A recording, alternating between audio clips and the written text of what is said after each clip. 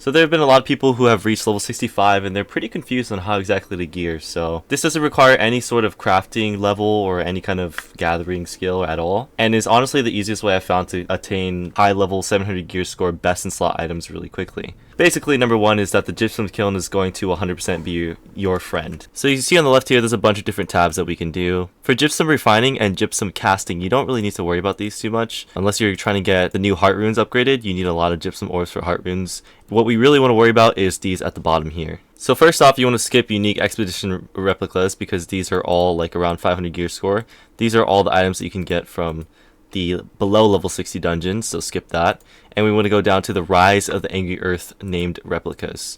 And as you can see, open the tab here, there's a bunch of different named dungeons which have a bunch of different drops inside of them. Keep in mind that you won't actually see these things unless you have the dense blank materia. So for example here, I have the Lazarus materia in my inventory. I have about 7,000, which is enough to get me around 2 pieces depending on what I get, which is why I can see all these named items here. So if it doesn't pop up, that's exactly why. Make sure you get this stuff.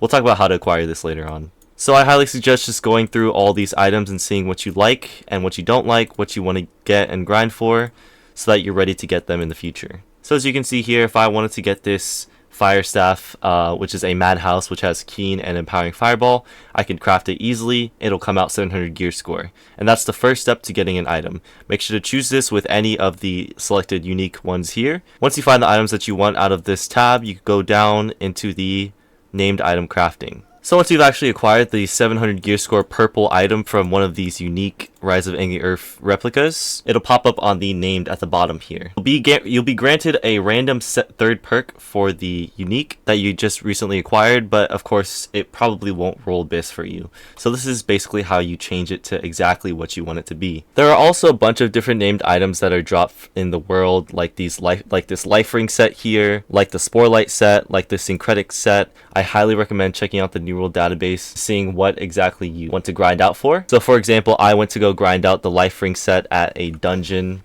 open world dungeon area, or kind of like just an arena boss over here in Eden Grove at this boss here.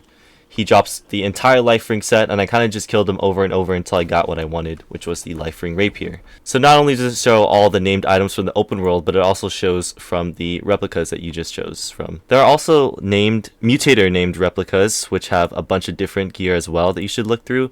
Very important. Once again, you do need mutator materia to be able to see all these items, which I'll show you how to get later in the video. And like I said, once you acquire any of those items, it'll pop down here under the named item crafting. So for purple items / gold items that you have, to reforge them essentially is what you're doing, right? Because you get a random third perk and you're going to put it into a reforge where you can select whatever perk you want on the weapon as a third, right? It requires 1 weapon matrix, which you can buy off the store. You don't have to actually craft it yourself. Dark matter, which you get from a bunch of different, literally just doing anything in the world. You get 16 from wins and OPR, 4 from losses, you get 40 from mutation 3s, you get 300 from your weekly worm. There's so many ways to acquire this, guys. Just play the game and you'll get it. The Gypsum orbs, like I said, you get it from any activity as well, not too big of a deal. And the Chromatic Seals are what really seals the deal and why this costs so much in the long run. Essentially what it is you can only get one of these every day. So it'll take you a grand total of 3 days just to get one piece, which I know is pretty dumb, but I don't make the rules, okay? And the way to actually acquire this Chromatic Seal is you have to be tier 6 with your faction to be able to claim each one per day. It costs 5,000 gold and 19,000 tokens, which is easily acquirable through literally, like I said, any game mode. I think the best way for me is through the open world influence races. You just get so much tokens just for participating. So once you have all the materials, you have the weapon already from crafting the weapon from the actual materia. It pops down here, remember that. And you have all the materials, you have the Chromatic Seals, the matrix, you determine your perk. So say we want exhausted exploitation for whatever reason, then it comes out as keen enchanted exhausted exploitation at 700 gear score. So that's exactly how you craft BIS every couple days. It's also how you do it for artifacts. Artifacts cost more dark matter, but it only costs 1 Chromatic Seal. And that's how you add your extra third perk on. Now I want to talk about exactly how I acquired all of this materia, because honestly guys, I don't do any PvE. I'm a full PvP Andy, okay? The easiest way to acquire this stuff is through the season pass. And the way I completed the season pass in about a week or so is all I did was complete the season pass activity card whenever I could, Literally, it's very, very easy activities. In the middle of queuing OPR, I'll go to a spot that has lost and kill enemies with the fire staff, and I get 2 stamps. As you can see here, the wild stamps give you an extra stamp. I can literally just place it wherever I want, so you kind of have to be strategic about how you place them, because every time you complete a new line, you get another one back. If you want a full in-depth guide about how to do this, you can check out the video Wolf's made, but it's very simple really. Just kind of mess around with it, you'll get there eventually. I didn't really take this too seriously. I took this as whenever I could do it, I'll do it. Of course, another way is through the journey as well. This is a little bit more tedious because it takes a long time, but the XP is really worth it. Like for example here, craft 30 gear, score 700 items.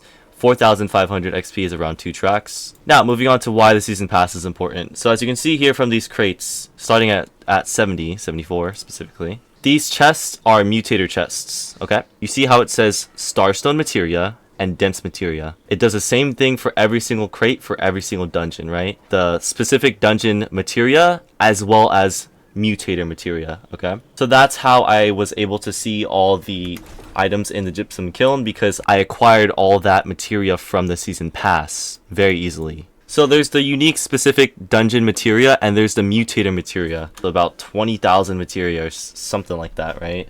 A lot of goddamn mutator Materia. And what that allows you to do is really easily get this near, like, potentially best in slot gear for your set. So as you can see here, I got the Azoth Crystal Ring. Like I said again, make sure to look through all of these items yourself to see which ones benefit you the most. But I really like Leeching and Hardy, and I want a 3rd perk guaranteed on it. So I'm looking for a Leeching Hardy Ice Damage Ring. So what I'll do is I'll craft this Azoth Crystal Ring with the Materia that I got from the Season Pass. It'll roll a random 3rd perk. As you can see here, it rolled a random 3rd perk that I don't actually want, which is Burning. And all I have to do is wait till I get my 3 Chromatic Seals, because it pops up in the bottom where the named items area is. Boom, there it is, right? Once we get the Chromatic Seals, we can determine the perk, and I can determine it to be ice damage, okay? Now, I'm not going to tell you exactly what you need to grind for perks and stuff. This is just a quick guide about how to use the Gypsum Kiln and how to acquire gear without having to have any crafting up. And if you want to know more about what is actually useful and what could actually be potentially good for your build, make sure to check out my streams at twitch.tv/Adoyan510 or join my Discord, because I'm always there and I'm always active and willing to help out players who are struggling with gearing and any kind of progression. There's also a bunch of other useful information about the game that could potentially help you out. And if you enjoyed this video, please give me a thumbs up or subscribe if you're feeling generous, and peace out.